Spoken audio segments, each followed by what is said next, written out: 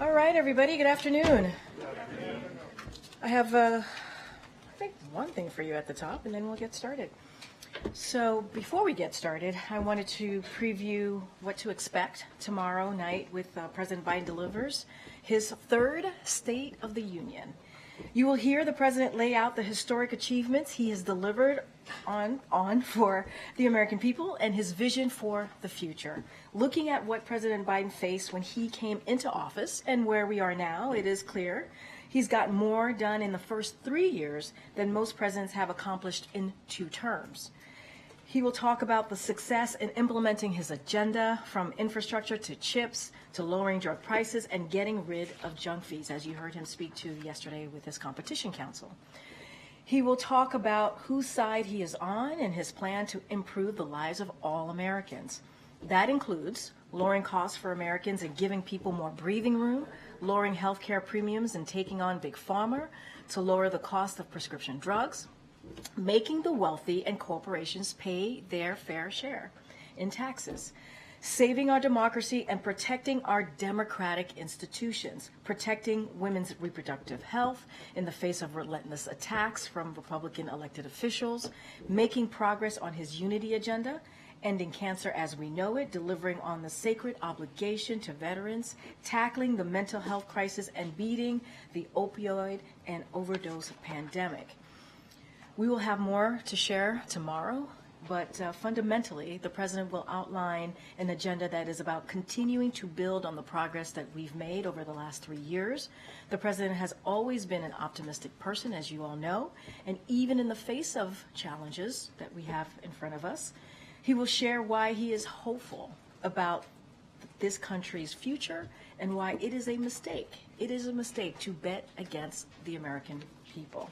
With that, Sungmin? On Haiti, if I may. Sure.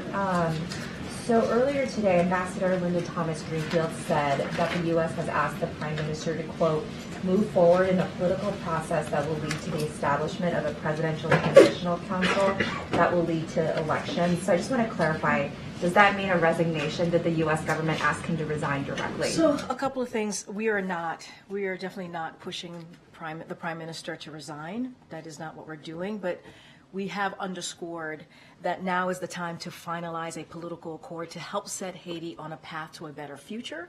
And that is something that we've been working on for some time. We've been working on that with the CARICOM, so that is nothing new. We've had those conversations, and also the Haitian partners on the path to restoring democratic order in Haiti through free and fair elections, inclusive governance, and power sharing. This will give the people an opportunity to democratically elect their prime minister. Again, this has been a conversation that we've had with Haitian partners, CARICOM, for some time now, so that is not new, and we certainly are not pushing him to resign. Even though you're not directly calling on him to resign, can you just discuss the timing of why you're encouraging of this transitional government now? And also, because obviously the White House has long resisted specifically pushing for his resignation, even if you aren't doing it now. So can you just talk about the timing of this encouragement of why you're doing everything the way you are right so again, now? We're not pushing, as you just stated in your question, for the Prime Minister to resign. This has been a long time conversation that we have had with our Haitian partners, with CARICOM, on making sure that there was a path to restoring democratic order. So that has been consistent with what we've been trying to do for some time now. And we believe, it is the Haitian people, they need to have an opportunity to democratically elect their prime minister. And so there needs to be a plan in place, obviously, to do that.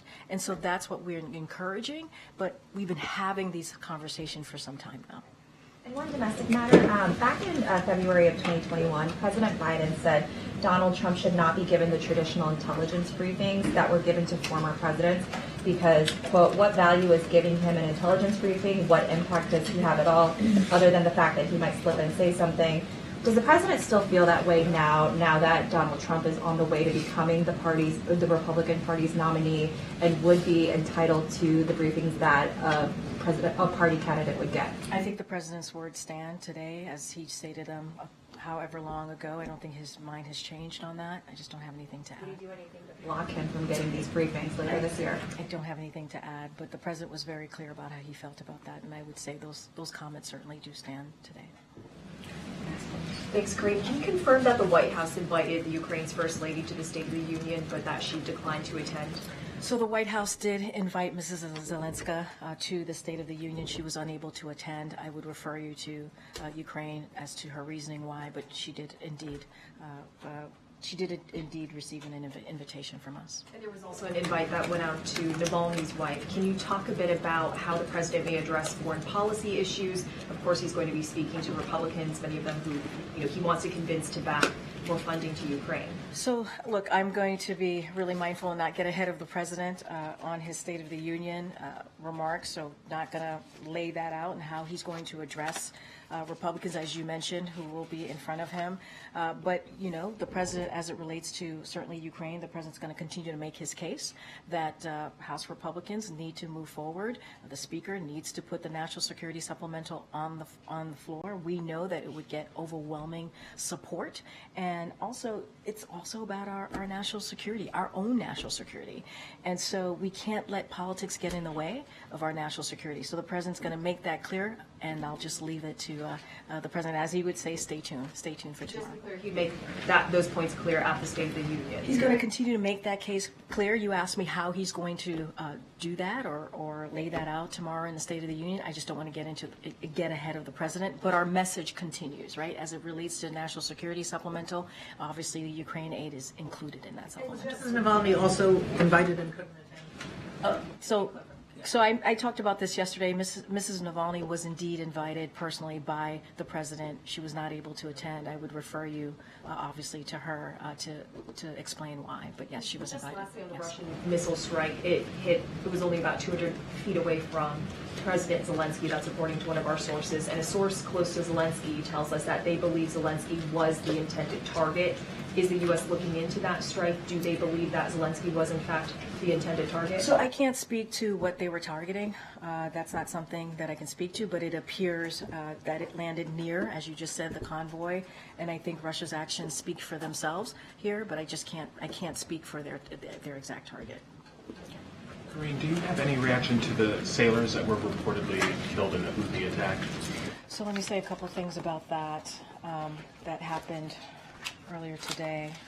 So today the Houthis have killed innocent civilians by continuing their reckless attacks against international commercial shipping, which impacts countries throughout the world.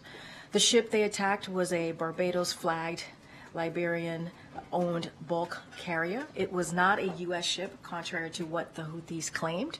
These reckless attacks by the Iran-backed Houthis have not only disrupted global trade and commerce, but also taken the lives of international seafarers simply doing their jobs. We offer our condolences, obviously, to the families of those who lost their lives, and again condemn the Houthis for these attacks. And we will call on governments around the world to do the same and join us in bringing to a halt these appalling attacks.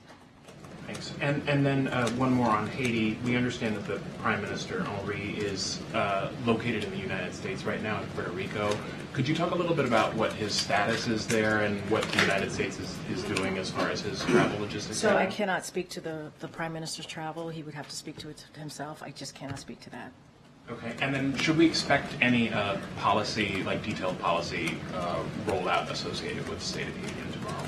I don't have anything to share at this time. The president, I'm not going to get ahead of the president, certainly, as you would say, stay tuned. Stay tuned. Okay. Karine, did the president have any reaction to Dean Phillips suspending his presidential campaign? I don't have any reaction. I would have to refer you to the campaign on that specific. Can you tell us generally whether you know if the president thinks there's, legitimacy behind some of the main reasons that Phillips decided to run for president? Concerns about the president's age, concerns that he is a vulnerable general election candidate. Is that something you've ever spoken to him about? So, going to be really careful. We're talking about an upcoming election, and obviously in November, so going to be really mindful. Look, this is why I think the State of the Union is going to be really important. The president's going to lay out what he has done the last 3 years, the successes that he's had, historic successes that he's had. He's going to speak to how he sees the future for this country on behalf of the American people. I think that's going to be important.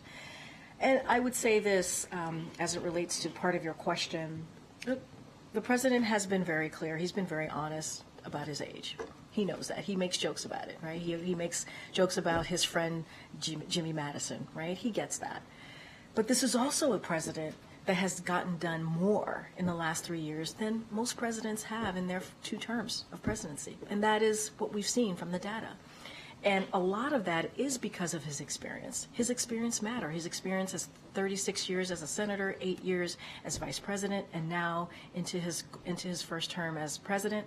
It has shown that he can get things done. We see that with the economy. We see that what he's trying to do with lowering costs. We see what he's trying to do with lowering healthcare costs, and a lot of historic pieces of legislation that was done, that are now law, obviously, that was done in a bipartisan way. And that's because of the president's experience, and I think that matters. And I'm just going to let the president speak more to his future, his vision, what he sees for this country tomorrow night.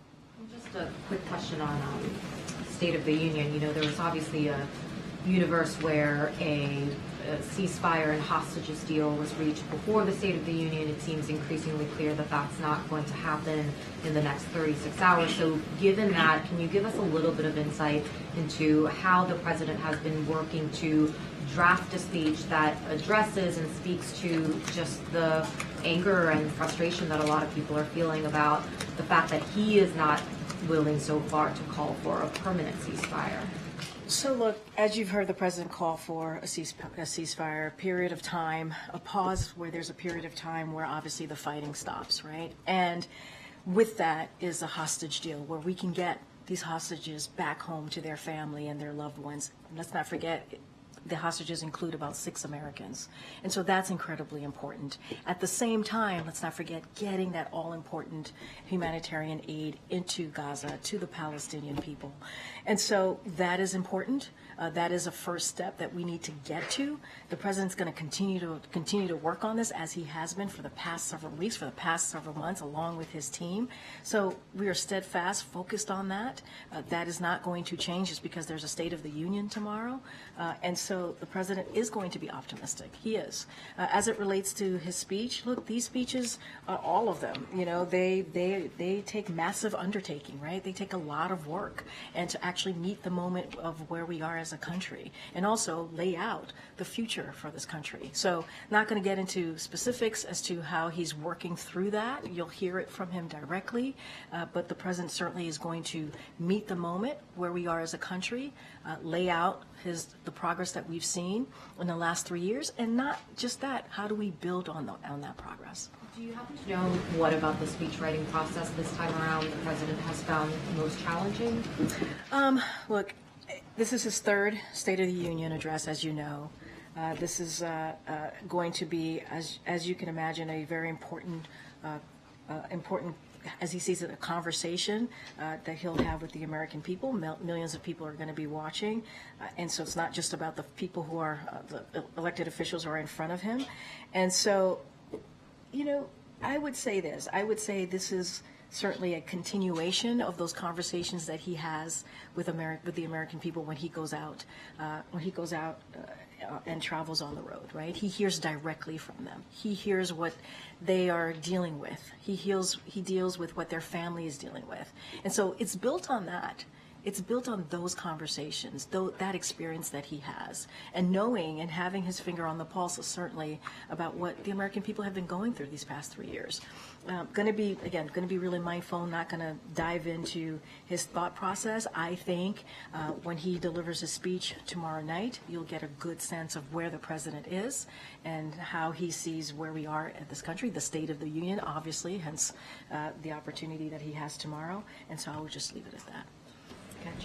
Yeah, thanks. After Nikki Haley withdrew this morning from the Republican presidential primary, President Biden issued a statement and a direct appeal to her voters. Does President Biden plan to reach out to Nikki Haley at some point, and has he yet, or hasn't yet? That's for the campaign to speak to. I don't have anything on that for you. Yeah. Okay, Mike. Yesterday, I believe, Jake Sullivan announced that the administration backs a bipartisan bill that would lead to the banning of TikTok. Does Jake's views represent the views of the rest of the White House? So just a couple of things, and I'll get to your comment about the banning, but I do want to say a couple of things at the top. The administration has worked with members of Congress from both parties to pursue a durable legislative solution that would address the threat posed by certain technology services operating in the United States that put at risk Americans' personal information and broader national security. And so what we see is this bill is important. We welcome this step on ongoing efforts to deal with that, to address that, and we appreciate the bipartisan work. I think that's important that this was done in a bipartisan way, and so we look forward to working with Congress. Obviously, we provided technical assistance, as we normally do when pieces of legislations are like this are being put together. But I would have to say, we don't see this as banning these apps. That's not what this is. But by ensuring that their ownership isn't in the hands of those who may do us harm. This is about our national security, obviously, and this is what we're focused on here. And the president would sign a bill. I mean, the bill explicitly gives the administration the authority to ban the apps if those ownership questions aren't resolved, and the president would sign it, right? So we welcome the bill. We obviously are working with them, and we think. Jake's words were to quickly act, urging Congress to act quickly to send it to the president's desk. And that's what I was going to say. We welcome it. Obviously, we've been working with them on it, and we would want to see this bill get done so it can get to the president's desk. Final question: is the president planning on talking to TikTok influencers on Friday after the State of the Union about his speech? That's a good question. I don't have anything for you on that on his schedule for tomorrow. Once we do, we certainly will share that.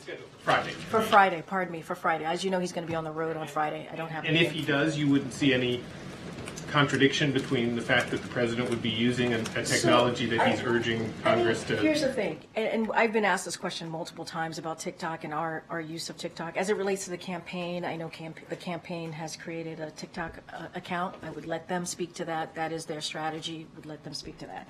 And we've said this before. We are going to try to meet the American people where they are. We are. I mean, we're trying to reach everyone. The president is the president for all Americans, and so that's what we're trying to do there. Even if it's a dangerous platform. But it doesn't mean that we're not going to try to figure out how to protect our national security, right? That's what we're doing here. That's what you see in this bipartisan legislation that's being moved forward, that you heard from Jake about, that you're hearing from me about. Doesn't mean that we don't do the work to make sure that we protect Americans, and that's what we're going to do here. Got time. Thanks, Karine. My colleague reported that U.S. officials told members of Congress in a recent classified briefing that the U.S. has quietly approved and delivered more than 100 separate foreign military sales to Israel since the Gaza war began on October 7th. I'm wondering if the administration has any comment on just the scale of the amount of, or the White House has any comment on the scale of the amount that's been transferred. I'm just not going to comment on that. And whether the White House thinks that there should be more transparency. I'm not going to comment on reporting and what you heard. I'm just not going to comment on that. Okay, Joy. Thanks, Karine. Just one more point of clarification on the TikTok stance. Are you saying that President Biden would sign the bill in its current form? Because the NSC statement said that you wanted to work with members of Congress to put it on stronger legal footing. So it sounds like he would not sign it in its current form. We would need it to be worked on, right? As we have stated, we welcome the steps that they've taken. Obviously, it still needs some work. Obviously, we're providing technical support. And once it gets to a place where we think, to your point, it's on legal standing and it's in a place where it can get out of Congress, then the president would sign it. But we need to continue to work on it, obviously. One more on the Houthi attack. Can you say if the U.S. is readjusting its military strategy against Houthis in response to this deadly incident? Is the U.S. going to step up attacks on Houthi positions in Yemen in response? So look, the U.S. obviously is going to continue to take action. And we believe that, and I'm not going to get into national security here, we believe that we have been able to degrade their capabilities in the actions that we've taken over the past several weeks, several months. And so that's been very clear in our assessment.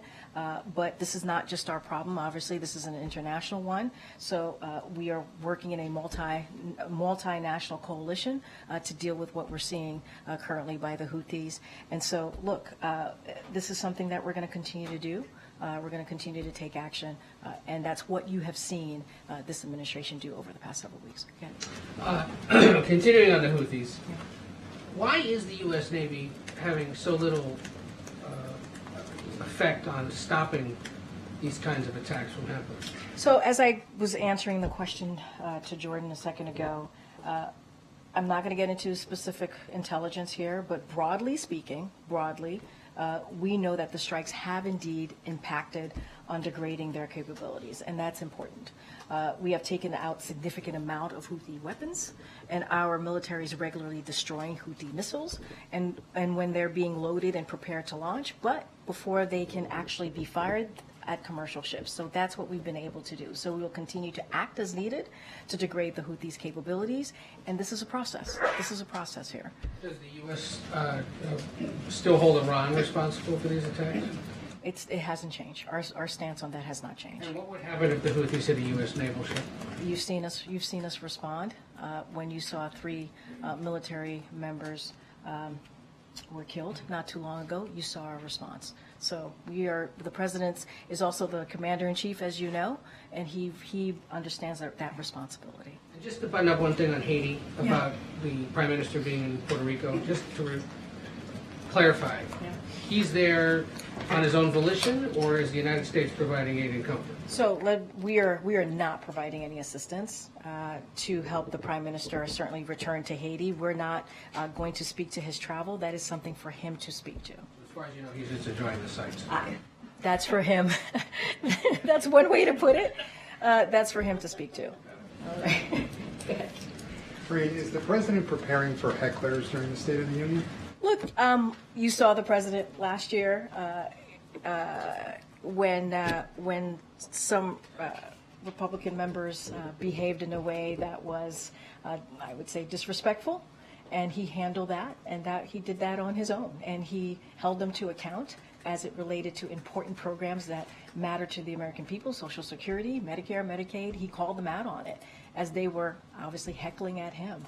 And so the president's ready for anything. He's ready for anything. As you saw him literally do that last year, and it was something to watch. You all reported on that. During speech preparations, is he prepping for that, drilling? Look, the president knows how to handle this stuff. I mean, again, he did it literally last February of 2023, and nobody was expecting that. Nobody was expecting that. And he took them on and laid out and fought for the American people on programs that matter to them. And so, he got this. The president's got this. Given that House Speaker Mike Johnson has invited and is hosting the parents of Evan Gershkovich, what is the White House's reaction to that, given his role in stalling the national security bill? Do you think? What does the White House think about his invitation to Gershkovich's parents? As it relates to the National Security Supplemental and the Speaker refusing to put it on the floor so that it can get overwhelming support, as we know it's going to get, and it will work towards our national security. Right, it will protect the American people, national security. That's how we feel. The Speaker should actually put the bill on the floor that we know Republicans are going to vote for it. Obviously, Democrats are going to vote for it. Overwhelming support. If he cares about our national security and put politics aside, he should do that. I ask because the White House has said before that the Speaker, by stalling the national security bill, he's giving aid to Russia, and now he's invited. I mean, that still stands. I mean, I was just asked by one of your colleagues about the convoy, right, where President Zelensky was and the attack that happened near his convoy. We know what Russia is up to. We've seen what has been happening on the battlefield over the past several weeks because of Congress's inaction. And so we've been really clear. When the big four were here just last week, the CIA director was in the room, and he laid out the dire consequences for Ukraine. Look, we have to stand up for, just like the brave Ukrainians are standing up for democracy, we have to do the same. It also speaks to our own national security.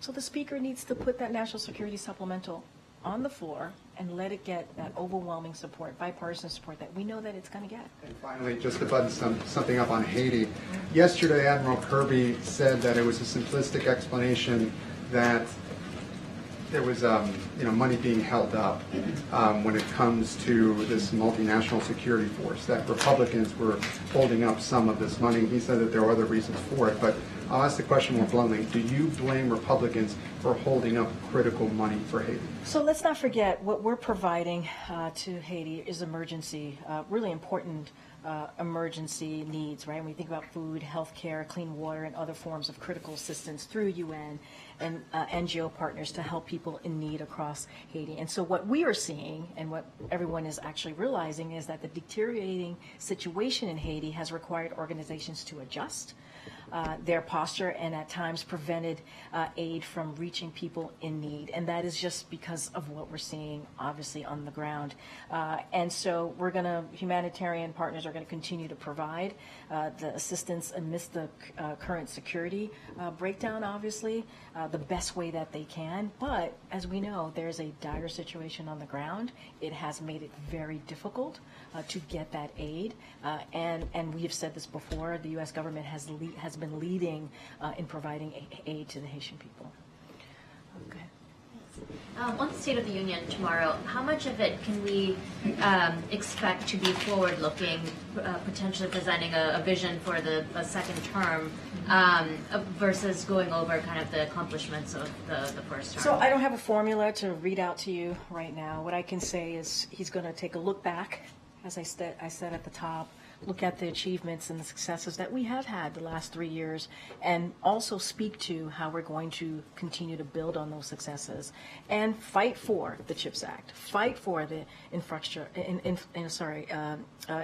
Reduction Act, which is, as we know, at least as it relates to the Inflation Reduction Act, Republicans have tried to claw back.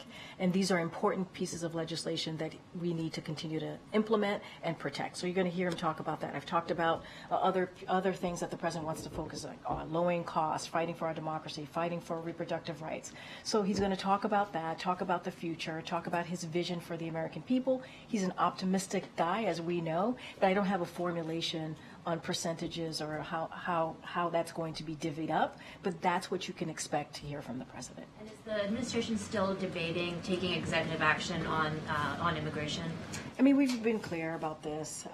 The bottom line is the best way to have moved forward on dealing with immigration, dealing with the border challenges that we're seeing, was for Republicans to have gotten out of the way, not let the former president tell them what to do, and actually move forward with a bipartisan proposal that came out of the Senate. That would have been the toughest, the fairest way to have moved forward with dealing with our immigration. As it relates to an executive action, that we believe that's the best way to do that. No executive action would have been able to have the impact that bipartisan proposal would have had. We're always going to look at and evaluate everything, but we just have not made a decision on that. Is there a timeline for when that decision will be made? Don't have a timeline for you. Again, the best way to move forward to deal with this broken immigration system that has been broken for decades, the best way to move forward with the challenges at the border is to get this bipartisan proposal moved forward. Go ahead, Nadia. Thank you, Karine. Since you don't have a comment on the Washington Post story, I hope you have an answer for my question. A group of House Democrats sent a letter to the president saying basically that an Israeli invasion of Rafah will be in violation of U.S. law and international law when it comes to weapon sales to Israel. So do you think that Israel has been abiding by the U.S. law despite the fact that 70% of the people being killed are women and children? So I've heard about the reporting of the letter, so I don't want to, I haven't seen the letter, so I can't speak specifically to it. No, but I'll give you an answer that I think will address your question. So, look, as you all know, our support, we have supported Israel as they defend themselves against Hamas, a terrorist organization. As you know, that has been the policy here. We also continue to urge Israel to do everything possible to avoid civilian casualties. And even as Hamas has embedded, let's not forget they've embedded, and I know you know this, itself among civilian population. That is something that they have done. As we have said, there have been far too many civilians who have been killed in this conflict, far too many. And the president understands that, the vice president understands that, this entire administration understands that. And there's not enough humanitarian aid getting in. We need to increase humanitarian aid. And you've heard that again from the president, you've heard that from the vice president. And so that's why we're working so hard to get that hostage deal. As we know, that would lead to a ceasefire where the fighting would stop. We can get those hostages home to their families. We can get that all needed humanitarian aid to the people of the people in Gaza, which need it, obviously need that critical aid. And we're continuing to do what we can, right? The airdrops that were successful. We announced that yesterday. There's more coming from the Department of Defense. The USAID is in the region providing humanitarian aid. We're working with our regional partners to get more humanitarian aid in, and so we have to up that. Obviously, the humanitarian aid, but this deal is so important. We have to get this deal so we can get more aid in, but not just that. Put a pause, have a ceasefire in place so that we can actually move forward here. For a colleague, will the president meet with the Prime Minister of Sweden tomorrow? He's on his way here. Will he be a guest at the State of the Union? And will the president, I know you don't want to speak ahead of the speech, but will he talk about Ukraine and the success of the administration bringing Finland and Sweden into NATO? So I'm going to be really mindful, not going to speak to the president's speech here in detail. And so going to be really mindful. I don't have anything to read out on the meeting there with the president. I believe the Secretary of State is having a meeting with the Sweden Prime Minister, so obviously you can reach out to them. Just don't have anything else to share beyond that. Okay, Danny. Thanks, Karine. On Haiti, given the dire situation there, is there any consideration of sending U.S. forces in any way to stabilize things there? No. As you know, there is the Kenyan has agreed to send about 2,000 forces there. So that was recently signed, and that's going to move forward. But there is no plan to bring U.S. forces into Haiti. Also on Haiti, earlier you said that the administration is not pushing Henry to resign. Are you denying that yesterday the administration asked Henry to stand aside for a transitional government and an interim prime minister? What I can say is we're not pushing the prime minister to resign. We're just not. Now, have we been working with CARICOM? Have we been working with our Haitian partners to put forth a plan to figure out how do we move forward in restoring democratic order in Haiti through free and fair elections? That is a conversation that we have had, but we are not pushing the prime minister out to resign. The administration asked him to stand aside. We are not pushing. I think I just answered that question. We are not pushing him to resign. Okay. Thank you, Karine. New topic. I wonder what it is. Has President Biden called to congratulate Jason Palmer? We congratulate Jason Palmer on his win last night. Now that the field is down to 2, is President Biden going to commit to a debate with Donald Trump? That's something for the campaign to speak to. Well, we know when the debates are going to be. We know where they're going to be. Is he going to go? You should speak to the campaign. In 2020, once it got down to one-on-one, Joe Biden said, "I can hardly wait to debate him." How about now? I'm going to sound like a broken record. You should reach out to the campaign. Why is this a campaign thing? Because it's an election. It's a debate for the 2024 presidential election. I'm not asking what argument he is going to make at a debate. I'm just at. It's not an argument. We're not talking about arguments. You're talking about his attendance. You get a lot of questions in here about these polls concerning the president's age and his acuity. Do you think that it is going to quiet concerns about the president's age and acuity if he decides not to debate? What I can say about that is not talking about the debate. That's something for the campaign to speak to. I'm not going to speak about that. To your question about age, I think I sort of answered that. I think, you're going to see the State of the Union tomorrow. You're going to hear the president lay out his plans. You're going to hear a president who has had a successful 3 years of progress. Still a lot more work to be done, but a progress nonetheless, and how he's going to build on that. Bless you. Did you say something? Well, you know, okay.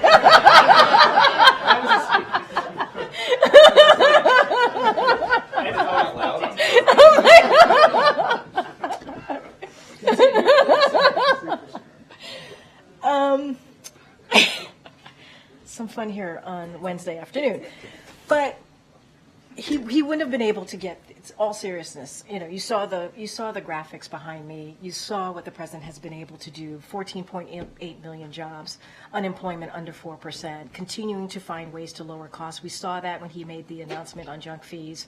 You saw what he's been able to do for the American people internationally as well, protecting our national security, being a leader as we're trying to fight a dictator, as Ukraine is fighting a dictator, that is Mr. Putin.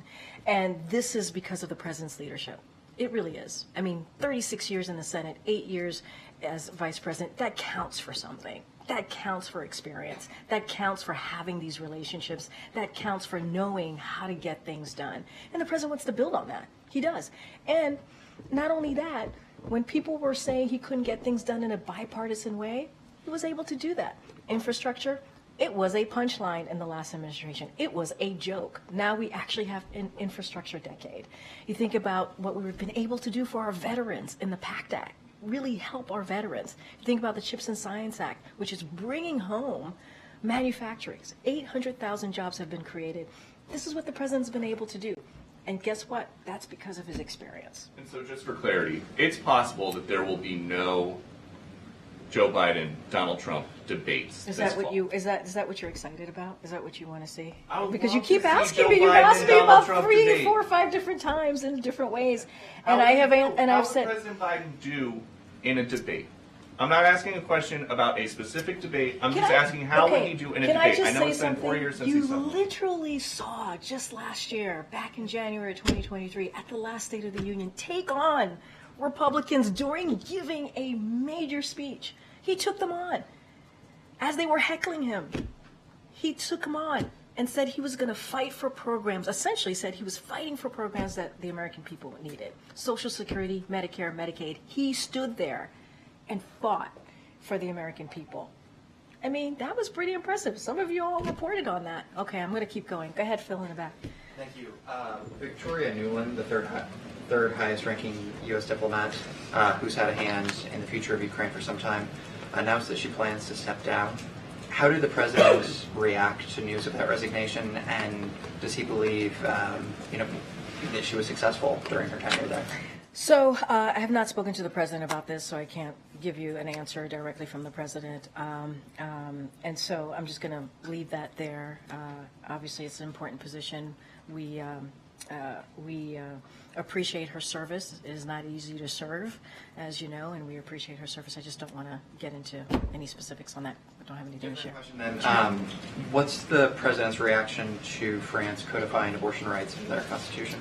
So we appreciate countries taking a step forward to protect the right for women to make very difficult decisions on their health care. We appreciate that. I think that's a good thing to see.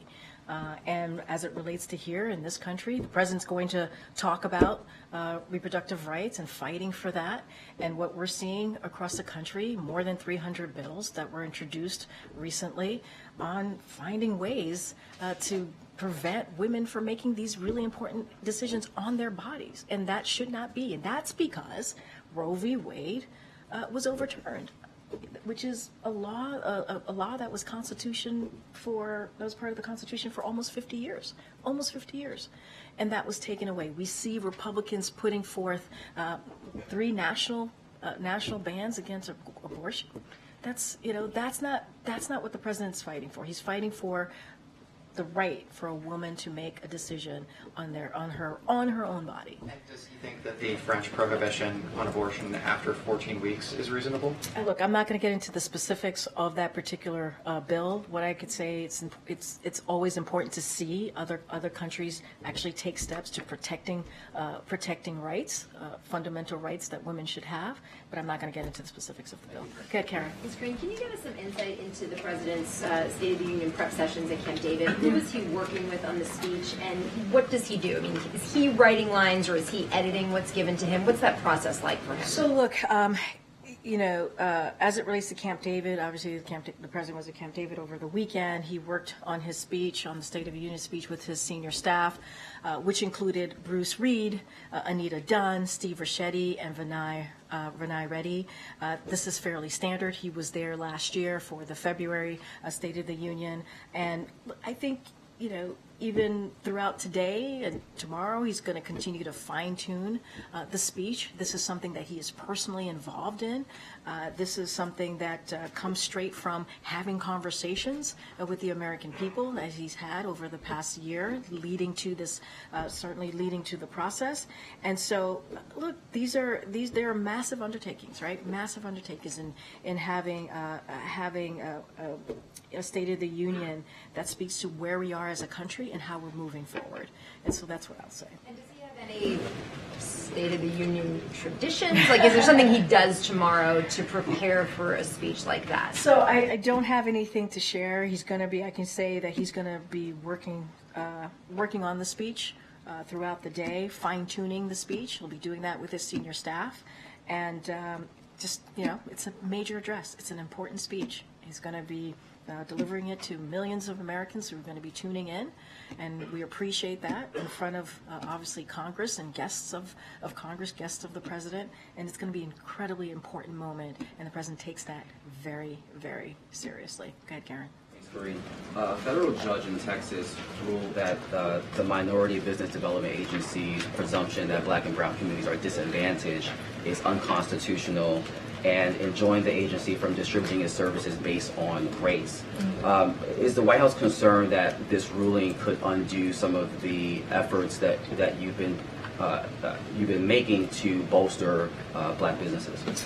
So look, I'm going to refer you to the DOJ for specific questions about this particular ruling, but what I can say that the President is very proud of the bipartisan infrastructure law that made the MBDA a permanent part of the federal government. He's very proud of that. It's important. Small businesses, as you know, are the backbone of our economy.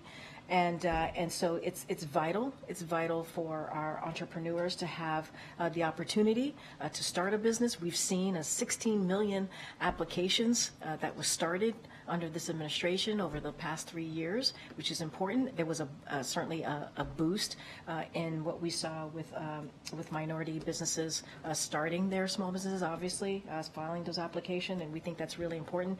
As it relates to specifics and the way forward or anything like that, as it relates to the ruling, I would have to refer you to Department of Justice. State of the Union. Sure. In 2020, when the President won, in his victory speech, he thanked black voters for their outsized role in his historic win.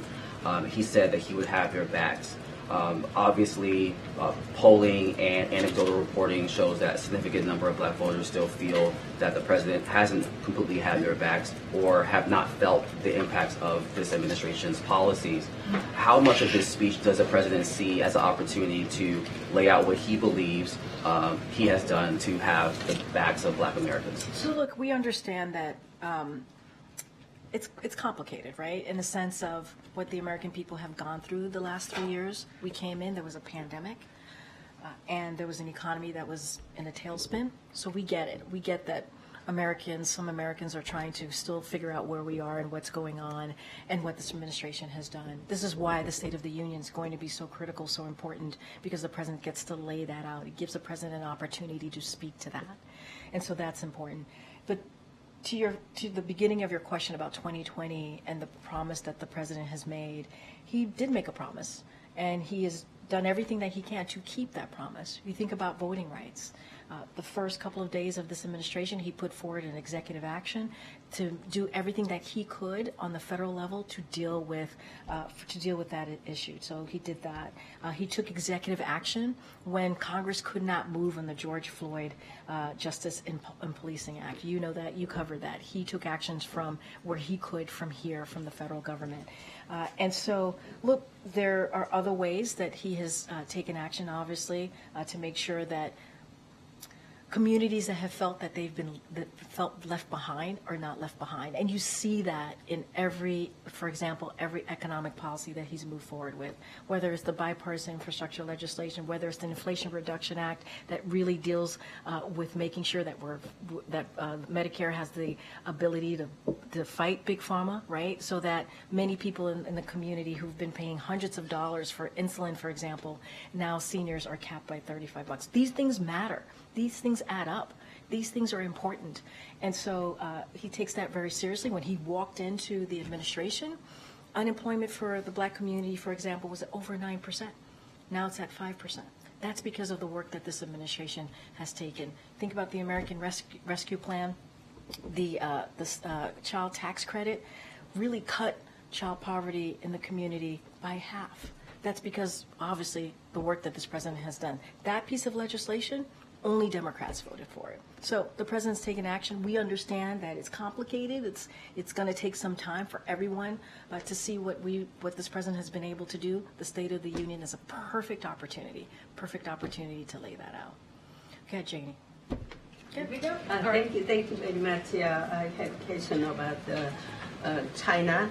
The President Biden signed an order of action which prohibits enemies from stealing American personal or government information.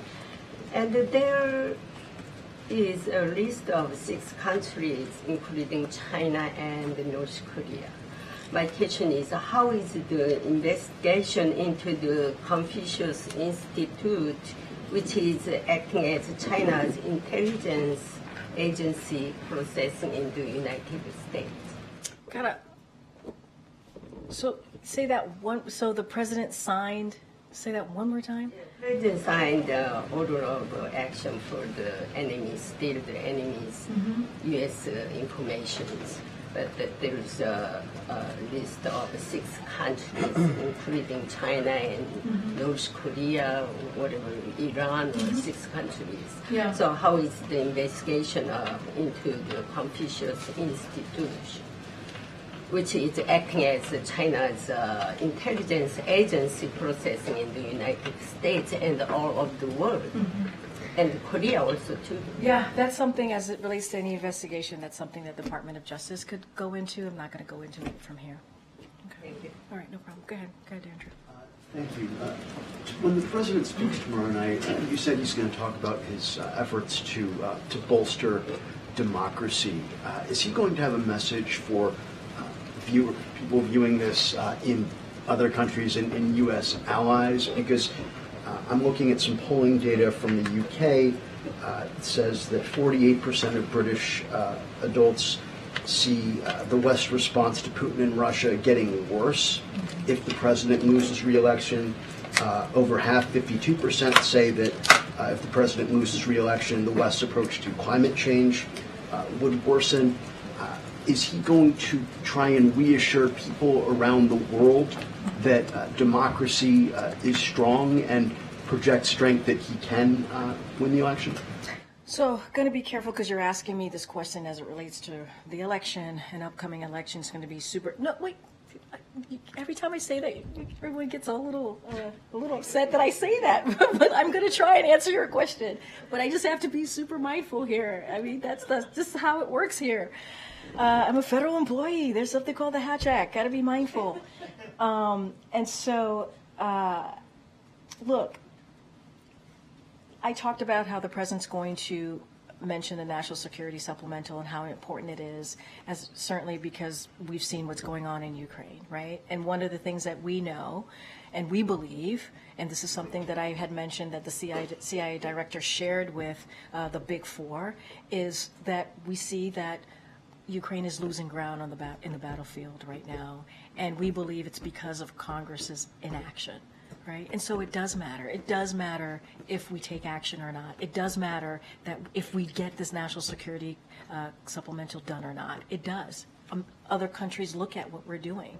The president has led the way in bringing NATO together, led the way in bringing other countries, 50 countries plus, together on making sure that the brave people of Ukraine have what they need, the security assistance that they need to fight against Russia's aggression. So yeah, it does matter. It does matter how we move forward. I'm not going to get specifics into the president's speech. I think that's important. I got to let the president speak to that. You heard me at the top talk about the importance of democracy, talking about unifying the American people. The president thinks that's really important. Protecting our fundamental freedoms and our democracy itself is incredibly important.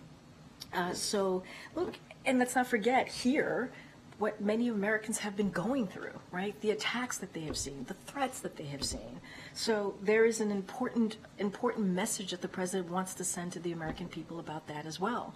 And so, but to your broader point of your question, does our actions and how we, for example, deal with Ukraine and make sure they have the assistance that they have, the inaction of Congress, does that matter? Yes, it matters. I mean, Putin continues to move forward, right? And we have seen what the battlefield has looked like for Ukraine. They have lost ground because Congress has had inaction. So it does matter. It does matter. I'm not going to get into specifics as to what the president's going to say. On Haiti, the Haitian Prime Minister is in Puerto Rico. Obviously, yesterday, the Vice President's office said that she will be in Puerto Rico later this month. Any chance that she could be asked to meet with the Prime Minister and perhaps pass a message? Look, you would have to certainly speak to her office about her travel and where she's going to be. We've been very clear. We've been very clear dealing with our what our message has been, essentially, right? Dealing with, for some time now, with CARICOM, our Haitian partners, how we see the path forward, and that is restoring democratic order in Haiti through free and fair elections. That's been our message. Inclusive governance and power sharing. That's what we want to see. And we want to give the people in Haiti, we want to make sure that they have an opportunity to democratically elect their prime minister. That's what we want to see. And I will leave it there. Thanks, everybody. Thanks, Karine.